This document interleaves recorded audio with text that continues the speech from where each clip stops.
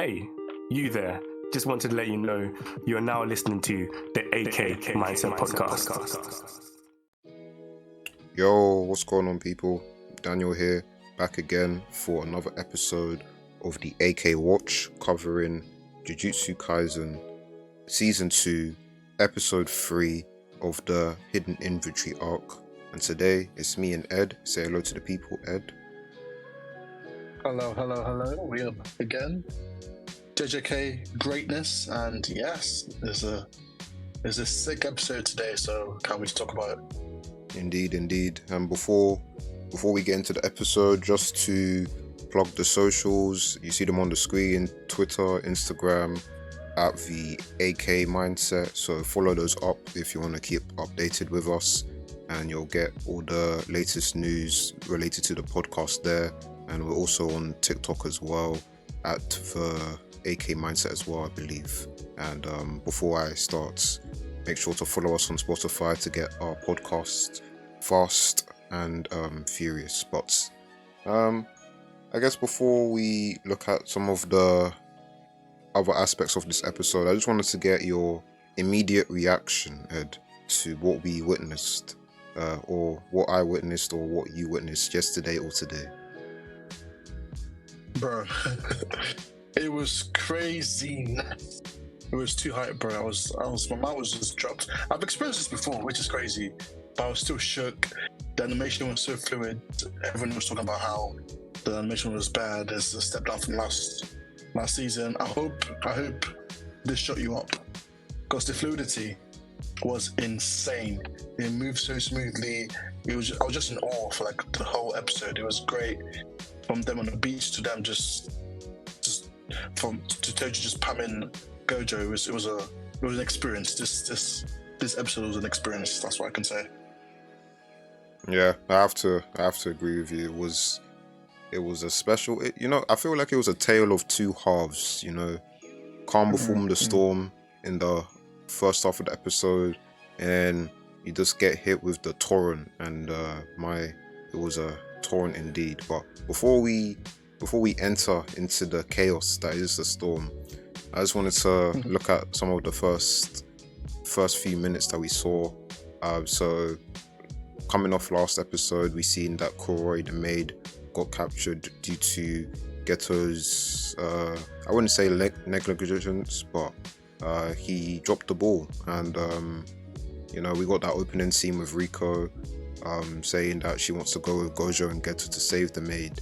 And I just wanted to ask, what did you think about that moment there? Because I think we were talking last week about how the relationship between those two, and I think this scene just served to reinforce the bond.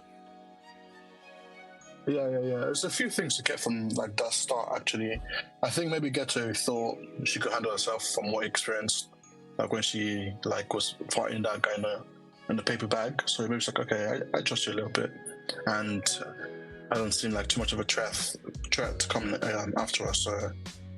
But after he left, I think like this episode just kind of build on that kind of the road Geto's gonna go down through. Like, he feels like he can't really let people do other things for him, to be fair. It's like, I trusted the mate to be safe. Look what happened. I trusted my best friend, that's later on, who's supposed to be the strongest to handle business, and I kind of let them down. So that kind of might be playing in his head. But at the same time, the kind of close relationship we saw with the maid and Sapphire Vessel was amazing. It was amazing. It was good. I think the connection, it was just that motherly or bigger sister vibes, and it's just like, even if she trusts Gojo and Geto to like save her, it's like, what if it's too late? What if I can't say goodbye? She is my family. Like, it's just not something like I can just brush apart, so I need to go with you. So I think it hit all the emotional beats for me, and it was really sweet to see. Yeah, I have to echo those thoughts. I think that opening scene just with Riko, because especially since last episode, she seemed a bit unfazed by the whole assimilation thing, but I feel this opening moment really showcased that she is not eager to end her life, and she does want to be able to tie up a lot of things before she is going to be assimilated, and the closing with the maid is especially important to her. So I'm happy that she was able to voice those feelings and that Gojo took her along. But you know, we have that opening scene, and you're like, okay, again that rescue mission, and then just cuts, and they're in the beach in Okinawa. And I just wanted to talk about the tone shift there, you know, because I don't know what you felt when you first read the manga, but were you surprised by the dramatic page turn that we experienced when you seen those two scenes? Bro, I closed the app I was using and went back on it because I thought, no, it can't be right. It's like, why did this go back to go to a different app to use a different one? It was the same thing. I was like, oh, is this what it's supposed to be? So I went back to my other one, which I trust more, to stay on it for a bit and see where the story took me. But it was shocking. I was like, wait, what? I'm so confused. Like, I think we're just playing to the fact how easily Gojo gets it to go of things, like without any kind of fuss. And even Gojo like stomping the guy on the floor. It was like it was a bit funny, but it was weird. I don't know if like it hit for me, but at the same time, it was like after I followed it through, it was like kind of funny. So I was unsure, but I was like, I guess it works. It was just confusion I felt at the time. Then when it went along, it's like, oh, okay, this is kind of funny. Yeah, I hear that. I hear that because it just, they kind of build it up, and then you know it's definitely anticlimactic, and I guess we're happy that they saved her, and then the anime even showed more than the manga because we didn't even get to see how they saved her in the manga, so the anime went an extra step there. But you know, we see a couple of scenes with Riko, Kuroi, Geto, and Gojo. I just wanted to ask about what did you think about just how it looked and just the direction in those scenes, because I thought it was some of the best stuff we've seen in Jujutsu Kaisen so far. When on the beach? Yeah, just on the beach, even when they're like exploring in the fields, on the boat, in the aquarium. I think it was beautiful. I think it starts to put the sense of how she just wants to live a life, man. She just wants to have fun. You can even tell her when she was pouting a little bit when Geto's like, oh, it might be time to go, and she's like, oh, already. So you can feel like she just wants to have fun, man. Maybe she doesn't really, like we said before, maybe she really doesn't want to just like forget about this whole life she's living with her friends, with the maid, and just two new people that she just met. And you see her and Gojo like just having fun. I can feel like he really cares. At the start, he just seemed like a annoying like dickhead, but now it's just like it seems like he really cares about how she feels, what she wants to do, and wants to make it as smooth as possible to transition from like having all this fun to like going all of a sudden to be like a same entity with someone else. And even in like the scenes in the aquarium it was beautiful. It was just like, you start to feel that, that like, oh man, she shouldn't do this, man. Why are you forcing her to do it? Even though she was putting on like a brave front before, but you feel like, nah, let's let her just live a life, man. That's what I felt anyway. So it was really good. Yeah, I think I agree with you, because I think we were speaking in the first episode how Gojo seemed a lot different, right? And I think this episode in those moments showed how he still has some of those traits that we see in the main story in terms of, I guess, is it emotional intelligence or maybe empathy? I guess that's the same thing, but he just understands people, and I feel like he went out of his way to make someone feel comfortable and respect their last moments and what she wanted to do, because they could have gone back earlier, and he was saying that it's cool, even though Geto was saying, you've been using your ability for the whole day, you didn't even sleep. So, and I think before I go back to just the slice of life thing, what did you think about that moment between those two, talking about we're the strongest, so that's why he used that as the excuse to keep his ability up and stay for the extra day? So what did you think about that? Yeah, I think it was Gojo talking about how they're the strongest. I think it was just like a front for how much he really cared for Riko to have an amazing last moment, because, you know, at this time they didn't know Toji was planning something like sinister for them. They didn't know about his existence, so he was just doing it to make sure, like, just in case, everything's gonna be safe as long as she's having fun. Not just her as well, the maid. So that kind of like, oh, we're the strongest, it's fine, we can do what we want. It's just like, no, we have to kind of, so she gets the maximum experience of the rest of the normal life per se that she has left. So it was really good, because you couldn't see, like, even when the camera like moved to like Silas' face, you could see the bags under his eyes. He hasn't slept and has kept that ability for 24 hours. So he was pushing himself just for her, and for someone who we thought like didn't have this emotion or wasn't emotionally mature yet, you could see glimpses like, actually, he's very emotionally intelligent and is very considerate about other people, and he's ready to make sure they have the best like value for life, I guess. And it was really good, and get to go and stand out immediately. I think he was one of the only people who could really understand the front, I should say, of Gojo, be like acting the way he does. So it was really good. It's very good character building for both of them, or character expansion, because, you know, Geto's like, huh? You're just being nice, you know. Just, it's not because we're the strongest, but it was really good, like, moment from both of them. Yeah, I agree, and I think just my last point before I go into the chaos, we're just charging ourselves up. It's just the OST or the piano. That them guys, they were going crazy. That moved my heart. I love when we use these classical instruments and anime OSTs, and I think whenever piano is used, they always cook. And I just had to shout out the piano because it was beautiful in those scenes. It really captured the atmosphere, I have to say. I agree. It's really well. What they did with the direction of this whole episode was just masterful.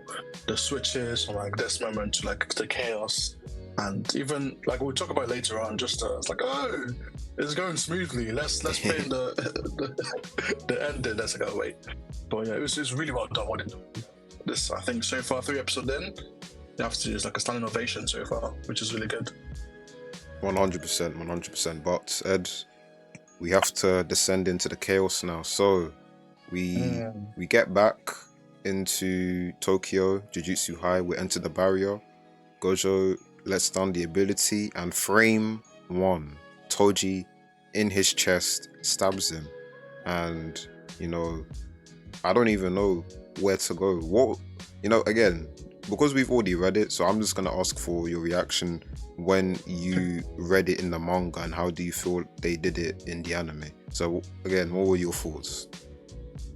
I think Toji was just showing himself as a true London youth from the streets of Peckham. Oh my gosh.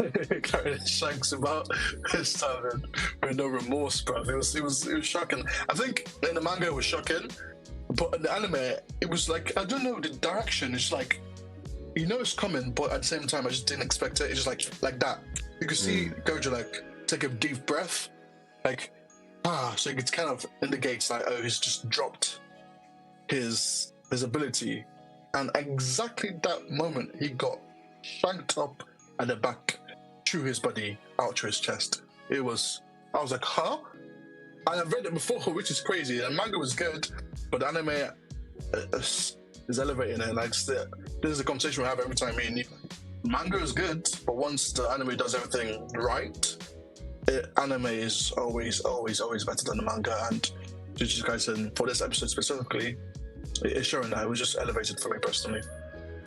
Again, I have to agree, especially on the point where when we reference about how anime should escalate a manga, and this series is the perfect example, because this was great in the manga, but what this episode did is enhance the experience, where, you know, with these small things, just small things, like visually, Gojo's eyes were lit up when he's using the ability, and then when he takes it down, you see they go back to blue, but it's like a duller shade, and then immediately the scene switches, and you feel the shock amongst all the people around, and then the way the expressions on their face, the music, how the camera angles as well, that low camera angle for Toji when he's just talking, It's crazy, man. It's crazy. But so Gojo, he gets stabbed, which is, shocking for everybody because this is Gojo, especially how we've seen him throughout the story. So Geto takes the two girls into Tengen because they're like, okay, we need to get this mission done fast and quickly. And we move into what I'd say is the main event of the episode, Toji versus Gojo. And before we, talk about the fight, I just wanted to ask about how you feel, as in strategy, how you feel Toji approached this fight, and if the result of this fight was the result mainly of Toji's preparation or Gojo being weakened. Oh, 100%, because Gojo being weakened is because of Toji.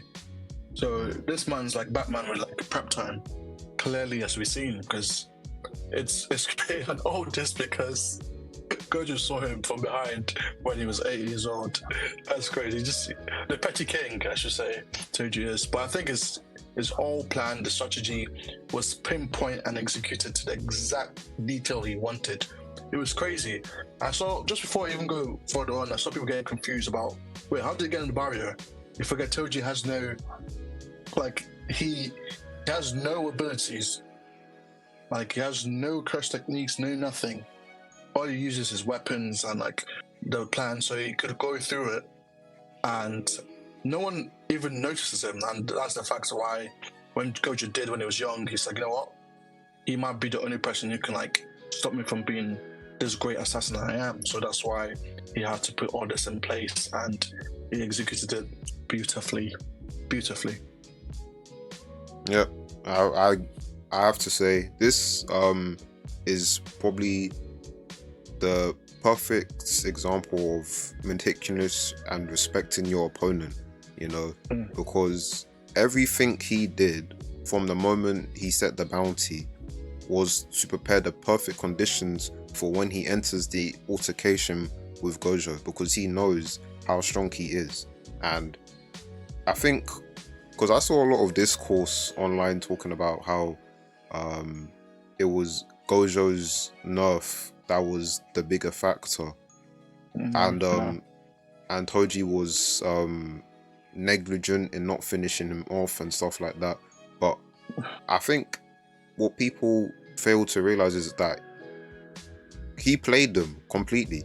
He put the time limit on the bounty because he knew once that time limit is over, then they'll think that they're safe, and he let them rescue the maid again, because once they get a success, they're like, oh yeah, we rescued the maid, we're cool now, we've dealt with all our threats.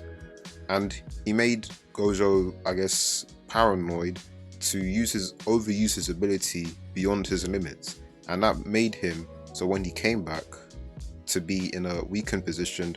And we see that even in that weakened position, because if you had that plan, he still needed the physical capabilities to put him down. And what we saw, oh my days, just bruh, I have to say, the animation this episode, oh my days, that was special, man. Just the speed, I think that was the thing that they really managed to highlight, because I knew he was fast, but I think when you see the person moving, it's different, I have to say. What did you think about just the way they portrayed Toji in action, some of his fighting style? Yeah, Toji was just before that though, the nerf they're talking about Gojo, I thought it was clear that it was Toji who nerfed him in the first place. This isn't the auto nerfing Gojo so that he can say, oh, he was taken down. This was because of Toji.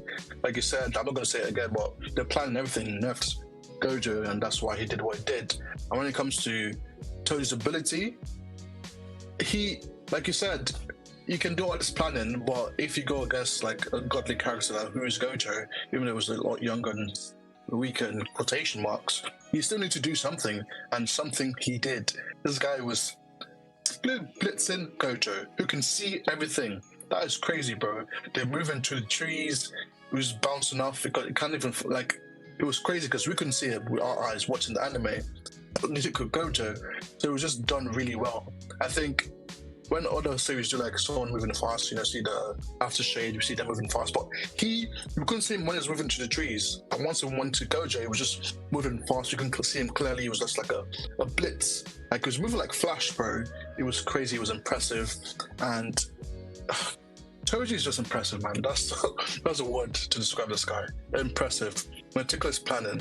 He has the ability of intimidation just because of the way he plans, the way he strategizes, and his innate ability to just, because he's just that strong. Like, it reminds me of like a better version of what we saw Maki doing, like in the what we've experienced doing in like season 1 and the movie. It's like three times what Maki is. You can see like maybe this is what Maki can get to, but it's like, oh, Maki's strong, but you wouldn't think twice when you say Maki versus Gojo.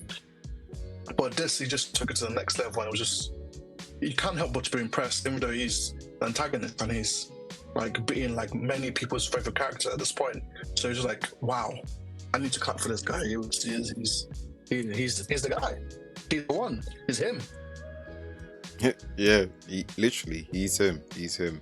And I think the point you made about how he compares to Maki, and basically, if Maki is the I guess the Pikachu, then Toji is the Raichu, because he's the fully evolved, the fully realized version of what someone with the heavenly restrictions should be like. And you know, it kind of gets you, I guess, excited for what's to come with Maki if she gets to that point. But I guess we can bring this part to a close, but I just wanted to mention about, again, the strategy, because even in the fight, he uses the fact that he has no curse energy to his advantage with the fly heads, which because I think what this highlighted is the over reliance on sensing people via curse energy, and if someone doesn't have it, then how are you supposed to do it? And Toji used that as a diversion to distract Gojo, even after he did that blue thing. That looked really cool, but at the end of the day, it did nothing to him. Nothing. And, that's crazy. And fam, the way man stabbed him through the throat, cut him down the chest, stabbed him multiple times in the legs, and then punched, then through the forehead into his brain. Ha! Yay! This is a don in school, you know, a don in school, and he did that to him. It was brutal. I was gonna say it's brutal, bro. It was brutal. I know the manga is brutal, but this was like, when you see it in action, it was crazy. But just rounding back for a little bit to the strategy, I think it was so smart because Gojo himself is smart, like we discussed like in the last episode. He's really smart. So it's like, okay, I can't track you, but you have something on you I can track. So I think that played a lot into the fly heads as well, because if it's following that thing on his body, the warm, disgusting thing, and to track Toji because it's on him, then what if I have loads of flies? Then you can't track anything because there's so many, and we think this is it, it's just a fly. This is it, it's just a fly. Is it going to be me or not? So I think that played into the strategy, and you can see Gojo's like overthinking a little bit. Not even a little bit, a lot. It's like, no, it's not coming for me, he's coming for... Oh, no, it's not going for her, it's right behind you, bro. Then he just basically split him in half. Like you said, stabbed him in the leg. It was brutal, but you could see it like... I was like, oh. At the same time, floored him, landed on the floor, then staggered him in the head, bro. I just see the flies on his body. Gojo looked like a dead body, bro. Which is even crazy finished, now. I mean, actually, you know he's not finished because of the story. That's what we're going to say. You know the story, so you're thinking, what in the world happened for Gojo to survive this? Because he got panned. You know? Blamed. No, in One Piece, they say if it's a 1v1 and Kaido, I feel that's the same one with Gojo. But on Gojo, it's a 1v1. Except his opponent is Toji, then all bets are off, because that was a strict beating up, bro. It was like a parent smacking his child, which is crazy. And the funny thing, Gojo went blue with the animation and everything, which was beautiful, by the way. Beautiful. It's like, it was like showing Gojo's like intelligence, like in the battle at the same time. It's like, and you're hopping everywhere, hiding between this and that. If I clear everything, where do you have to hide? Then Toji's like, oh wait, you think I didn't plan for this? So it was impressive, and seeing Gojo lie on the floor with the flies on him and the blood everywhere. I even went Toji like flicked his knife and the blood was on the floor. I was like, oh my Nasty, god. man. Oh, it's just like, well, that's finished. On to the next. I was like, well, that was Gojo on the floor, bro. That was Gojo. That was insane. It was. But I guess we move into the final portion of the episode where Riko, she says her goodbyes to the maid. It's very sad. And then Geto takes her to the final point before she goes into the barrier with Tengen. And he's just like, okay, yeah, you just need to walk through here. Or you could leave with us, and, you know, if you not wanna do it, then you can. And get this emotional scene. She's thinking in her head, she's like, oh, I always thought I had to do this, but I want to be with everyone. The ending, you know, the happy ending is playing, you know, it's getting everyone in their feels, and then bang, she finished, bro. She finished. You know, it's crazy because I was watching the scene and I was just like, bro, I know she's gonna be killed. So I was just thinking, Mapio is nasty for doing this, man. She is nasty. I was just waiting for the death, and then I was just seeing, I'm like, oh, yeah, these guys are mean, man. They're mean, bro. Yeah. All the anime onlys were like enjoying it. The one thing I love is like seeing people's reaction to like hype episodes, and I watched it. I was like, everyone's like, "Oh, that's really sweet." You know, Geto's thinking about her. And it's like, and the flashback as well to Gojo and Geto talking about how, well, if she doesn't want to, then she doesn't have to. Like, if after, and it kind of shows Gojo's personality in the future or like now compared to the past. It's still basically the same. Like, if I have to fight the authorities to protect someone. It is what it is. I'm going to run his hands. And that really changed. So I think from the introduction of Gojo to now, you can see like, well, he isn't really that different from what he is now at all, which was very interesting because I just thought, well, Gojo's a bit different. It's a bit more arrogant and stuff like that. But deep inside, he is the same guy who wants to protect people weaker than him, even though he might not want to admit it at this point. But that was just a special thing. So you have that, you have the music, the aquarium again, everything is an emotional time, saying back to the maid, it's like, okay, let me put my hand out and just grab a hand, bro. And you know, when in fiction or TV shows, movies, anytime someone pulls a hand out, look at Spider-Man and Gwen, it's not going to end well, bro. It's not going to end. The head is going to hurt. Gwen smacks her head on the floor, and for Riko, it's like, Dominic's expansion. Hello to my little friend, Glock 29. The head. That was mad. I was like, I expected it as well, but at the same time, I was like, I bought into it a little bit. Then it's like, oh yeah, damn. Nasty. And it was just like that. It's like with death, it was like, oh, this happened. No, this is not even Gojo. We don't know what happened to Riko, so she has no powers from her, or knowledge. So she's just on the floor, bleeding from her head. Done. Then what I thought was beautiful as well was Geto's face, because he was still smiling. I seen that too as well. Yeah. So his face is slowly like, what the hell just happened? This episode was crazy, bro. It was so good. It was very impressive. But his face just changed like, oh, wait, what? Then the question, why are you here? He was shook, man. He was shook. Geto was going through it. He just lost someone who just said, okay, let me save you and take you back. There's like his experience now, like kind of calculating that in his head. There's like, wait a minute. Why are you here, bro? I expected to see some good-looking dude with white hair and blue eyes come from the corridor. Why is a gym lad tanked up by the gun looking at me right now? It was beautiful. It was great. It was, and I think one of the things that made that scene so foul was just the way Toji's just like, okay, cool, wrap it up, folks. It's done. It's like, you can go now. I'm like, what do you mean? No, that would have made me mad, man. Mad, bro. So the job's done. I can get paid. You can chill. I can go back to betting, bro. Not my son. Just going back to gambling. It was like, it's so nonchalant. He just killed one of the strongest individuals in the verse, and the innocent child. Yep. I said, and breathe. Now we can chillax and go get food again. Just go back on day. It's like, bro, like you're not traumatized a whole generation right now. He's a menace. He was a menace. He is. And it's still surprised why people like him, because what he did was diabolical, bro. It's enough evil. to hate him. He's evil, bro. But he's very evil, but the fact he's so cool is like contradicted. It's like it goes up there with the greatest villains. And funny enough, we've only seen him for 3 episodes, bro. And not even 3 episodes, like, we've seen him fully this episode, and it was just glimpses. And it's that impressive already. It's that much of a menace. His character, a little time we've had for him so far, amazing.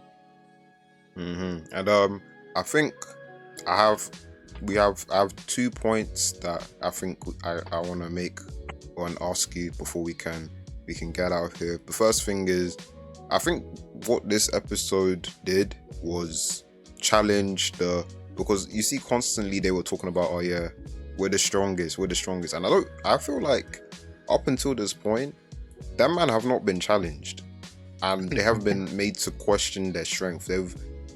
I don't want to say they've been cruising through life, but I think they've just had this confidence that hasn't been knocked or challenged, and not that it should be. But I think Toji has been the first person to challenge that we are the strongest, and Geto in that moment is rattled, because he's like, whoa, we're the strongest. This isn't supposed to happen. Gojo dead. That's not supposed to happen. And I think that's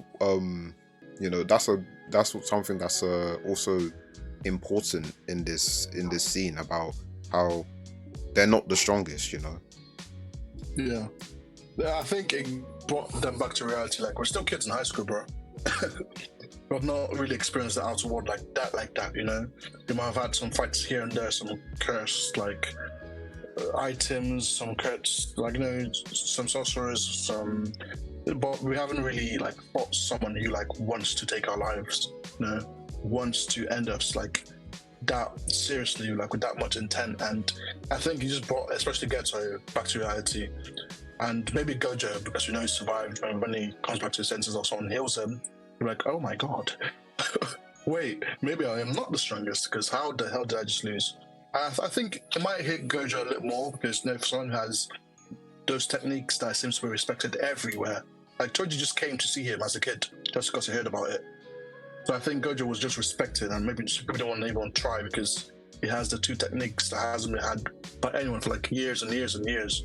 So, and Geto being kind of in the comfort of the school and the school system, and going on missions that is set out for them, and not people coming after them kind of things, you're going to do this because we're going to think you can do this, compared to someone who's very, very, very strong coming after you.